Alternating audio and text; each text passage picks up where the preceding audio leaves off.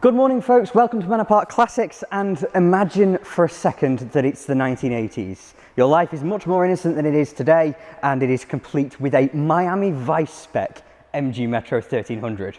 Might be a little bit rich to say Miami Vice spec when we're talking about a Metro, but here it is, all white, 1987, which is a very 1987 kind of shade. So I want to talk to you a little bit about the Metro and what it is, because I think it's the most interesting of all the small cars from this era, and it's probably also the most different to a modern car in terms of driving experience, which is why I think it's a brilliant proposition as a classic purchase. So the Metro was launched in 1980, which is now 44 years ago, which is a bit ridiculous. This car, being an 87, is a Mark II Metro, which is 40 years old this year. Again, scary, but I think the MG Metro is a phenomenally cool little hot hatch. Actually, I'd say it's probably actually a bit more of a warm hatch, because you could get an MG Metro Turbo ahead of this, but regardless, with its big burbly A-Series engine up front, they're just fun. So we'll go out for a little drive in a bit, hopefully, but for now, I think the Metro has aged really quite well. Very straight-edged. And yes, it's very much of its time, but I also think that, kind of looking back, I don't think they look quite as old as they actually are nowadays. A few interesting bits about these. The MG Metro means, of course, you get decals, body colour bits everywhere, MG badges on it, but also down here, back in the 1980s, people were still turning towards the metric system, the sensible system. And everything in the modern world, apart from in Britain and North America, because we're strange, is measured in Napoleon's units, in Roman Catholic. But in the 1980s, they also experimented with metric wheel sizing. And so this MG Metro is fitted with not 12-inch wheels, not 13s, but 315mm steel wheels, actually. They changed from alloys to steelies because Austin Rover were tight. Shh. Inside is where I think the Metro is potentially the coolest of all the 80s hot hatches, because while a lot of the others, Ford especially, well, they were the most popular actually, should I say, Ford and all the others went with relatively plain interiors, quite grown up, quite sophisticated, but not all that sporty. Few of them had sporty touches. The Peugeot 205 did it really well, but the Metro went a bit mad. Not only do we have brilliantly cool houndstooth seats with red piping and red stitching, there's a leather steering wheel with more red stitching, there is red piping down the doors and more houndstooth, there are red carpets, and best of all, sodding thing has red seat belts. It's quite sophisticated from the outside. Sophisticated is probably the wrong word, but from the outside it's not completely pretentious like some of the earlier MG Metros were, but inside, yeah, absolutely fantastic stuff. And even the dials, they are red checkered backs, which again, phenomenally cool. And there's a cassette holder as well. So as I said, we're thinking 1980s. The world is much more innocent than it is today. So, as I mentioned, the Metro was launched in 1980, and it was launched to replace the Mini, probably the most iconic small car of all time. And I'm looking over there because there is a Mini over there. But the Metro is that little bit less desirable than a Mini. It was never as cool as a Mini, and as such, they are not worth as much, but they are better cars. Minis are known for their quite harsh ride, for being a bit like a bouncy castle on wheels, quite frankly, and for having some serious noise problems. But the Metro, on the other hand, is a shed load quieter than a Mini. It's a shed load softer than a Mini, and it's also a shed load more controlled than a Mini. Everything underneath is actually different from a Mini, but the philosophy is very much the same. So at the front, double wishbone front suspension.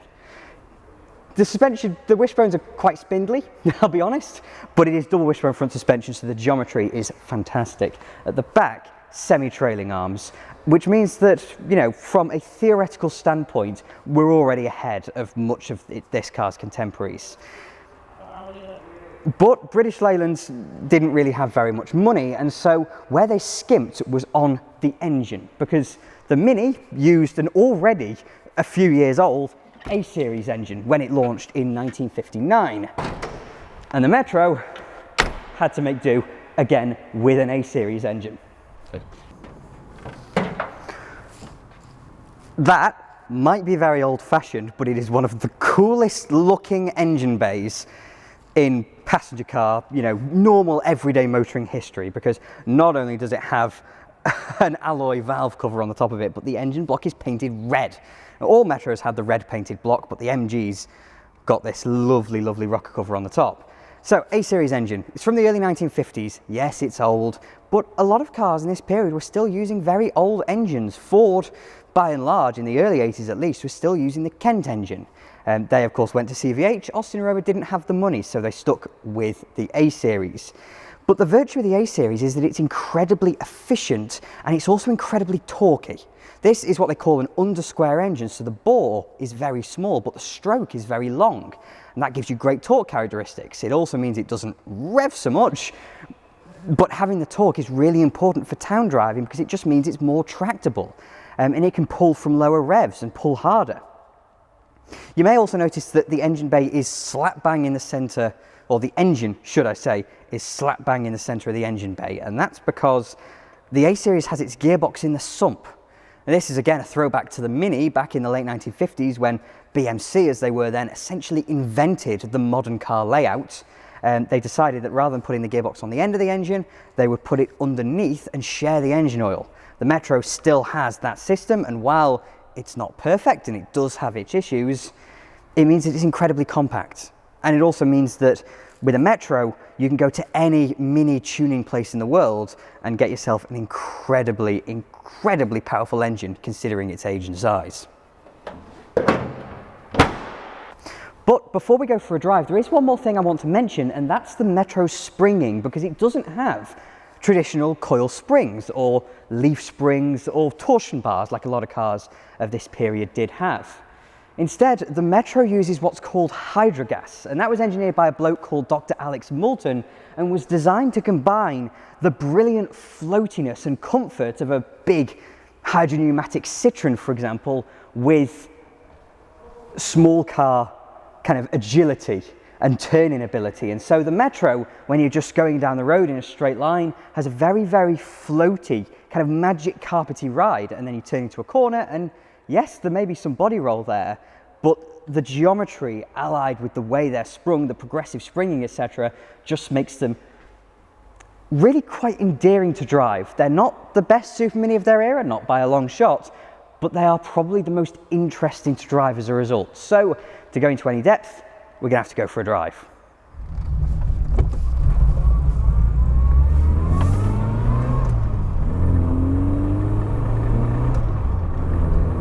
Oh, I love the A-series engine.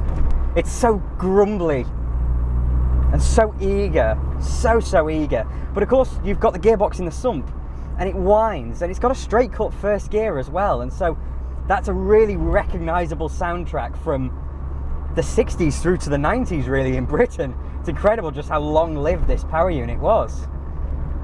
But what's fantastic is how easy it is to heel and toe in a Metro. The pedals are so close together, so if you're wearing boots, maybe not so brilliant, but if you're wearing Converse like I am today,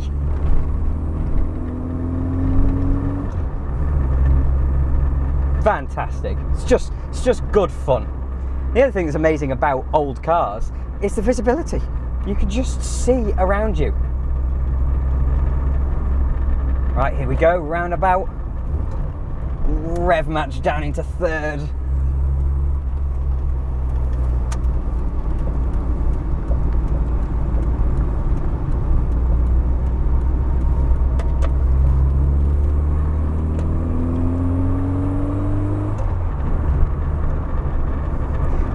This is the beauty of a car with low power.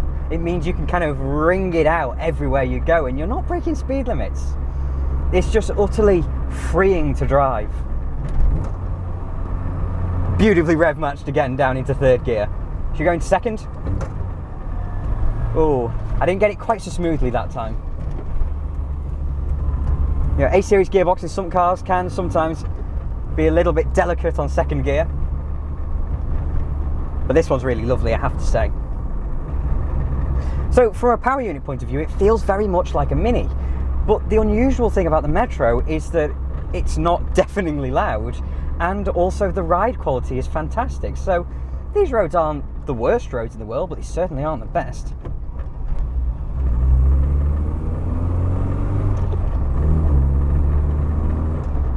But the Metro just so, it doesn't bash out the bumps, because it is a tiny, tiny little car.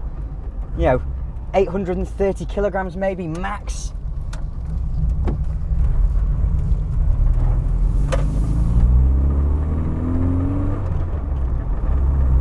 Ah, the beautiful torque delivery of the A-Series.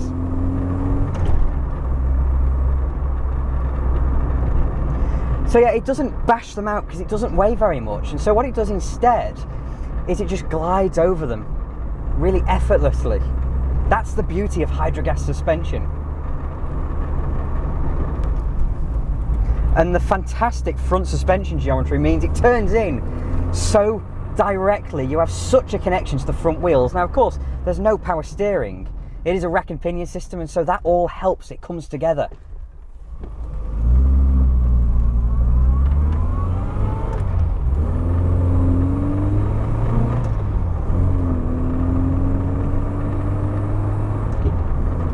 And I'm here with my red seatbelt on. I've got my little rev counter. It's just happy, so happy. Now, if you're anything like me, you adore the Mini. I think the Mini is just the greatest little car because it is such a cute little car. They drive so well, and they've got such a great community around them.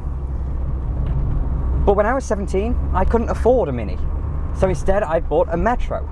It wasn't an MG Metro because I'm not made of money, but nonetheless, it introduced me to this whole new world of these fabulously underrated little cars that, while not being the absolute last word in refinement or in sheer driving ability, they are just fun. And the people that has introduced me to wouldn't swap it for anything in the world. So if you're thinking that a Mini Cooper S is a bit expensive nowadays, and you don't want to go for the likes of a modern Mini, then I would absolutely recommend you go for a Metro instead.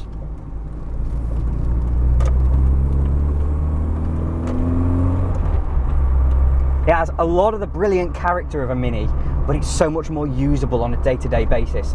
I would very happily drive a Metro every day, still in 2024. They're just good fun.